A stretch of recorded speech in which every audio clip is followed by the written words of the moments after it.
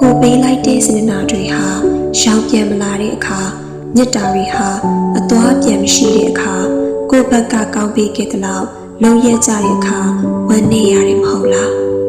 ဒါပေမဲ့ကိုအမြဲသိထားဖို့တစ်ခုကကိုကောင်းပေးခဲ့ဘူးသူကကိုကိုပြန်မကြည့်တဲ့အခါဝမ်းမနေနဲ့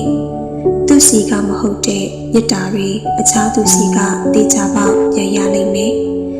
ရှူသောလက်ထက်ပေးသောလက်ဖြစ်ရလို့ဤဆိုတဲ့ဆုတောင်းလေးကိုသာအမြဲလက်ကင်ထားကြည့်ပါလူတယောက်ကိုပတ်သက်မိပြီဆိုတာနဲ့ရှားယူဖို့ထက်ပေးဖို့ကိုပဲဥစွာတွေးပါသူများကိုပေးဖို့ဆိုကိုမှလည်းပြေဝနေဖို့လိုတယ်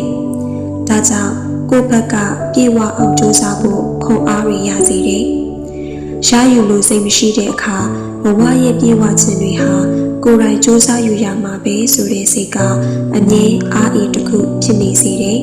။အမြဲပေးသောလက်ဖြစ်အောင်စူးစမ်းတဲ့အခါဒီစိတ်ဟာတပားသူအပေါ်ညှော်လင့်ချက်တွေလောဘတွေမရှိတဲ့အတွက်အေးချမ်းရတယ်။သူစီကလည်းပြန်ရပါစေတော့ဆိုတဲ့အကျိုးမျှော်ကိုစိတ်မပါတော့စိတ်လည်းမပင်ပန်းရတော့ဘူး။ပေးသမျှစေတနာတွေက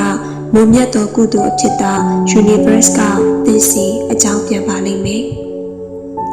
မိမိ၏ပေးကမ်းမြတ်ဝေတတ်သောစိတ်ဟာလည်းကံကံ၏အကျိုးကြောင့်ကိုယ်လည်းဘယ်နေရာပဲရောက်ရောက်ကိုညီမဆမဲ့သူများနဲ့ဆုံစည်းခွင့်ရစေပါတယ်။ကိုယ့်ဘက်ကပေးလိုက်တဲ့ချစ်ချင်းမေတ္တာအစစ်တွေဟာအတိမတ်ပြုမခံရတဲ့အခါစိတ်သက်မကြပါနဲ့။ချစ်ချင်းမေတ္တာအစစ်တွေပေးမဲ့လူတစ်ယောက်ဟာတနေ့မှတင့်အနာရောက်လာလိမ့်မယ်။တည်ချစ်တဲ့အရာတိုင်းဟာဆုံးရှုံးရဖို့များပေမဲ့နောက်ဆုံးမှာတော့ချစ်ချင်းမေတ္တာတရားဟာမတူညီတဲ့နည်းလမ်းနဲ့သင်စီပြန်ရောက်လာလိမ့်မယ်တဲ့။ဒါကြောင့်နေ့စဉ်ဘဝမှာမေတ္တာစစ်စစ်နဲ့ဖြူစင်စွာနေထိုင်ပါ။တန်တရားဟာတစ်ပတ်ပြည့်ပြီးတဲ့အခါကိုယ်စီကိုတူသောအကျိုးများဟာတိတ်မတ်စွာရောက်လာလိမ့်မယ်။ထူးခြားတဲ့မေတ္တာတရားတွေခံစားရတဲ့အခါဒါဟာကိုယ့်ရဲ့စစ်မှန်တဲ့စေတနာတွေကြောင့်ဆိုတာကိုနားလည်လက်ခံထားပါ။မေတ္တာဟာရောင်ပြန်ဟတ်တက်ရင်ဝတ်တွေဟာလည်းတန်ပြန်တက်တာပဲကိုပြုလိုက်တဲ့အကုသိုလ်တိုင်းမထီမဲ့မြင်ပြုလိုက်တဲ့မေတ္တာတရားတိုင်းဟာပြန်ဆူတက်ပါတယ်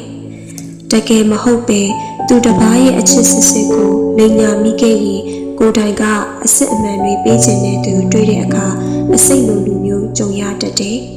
မေတ္တာတရားနဲ့စေတနာတွေကိုစော်ကားမိတဲ့အခါမေတ္တာမရှိတဲ့အရာမှာစေတနာတရားခေါင်းပါသူတွေနဲ့ကြုံရတတ်ပါတယ်။လူဆိုတာကကိုပြုတဲ့ကံအတိုင်းကိုထံပြန်လာမှာပဲဖြစ်တယ်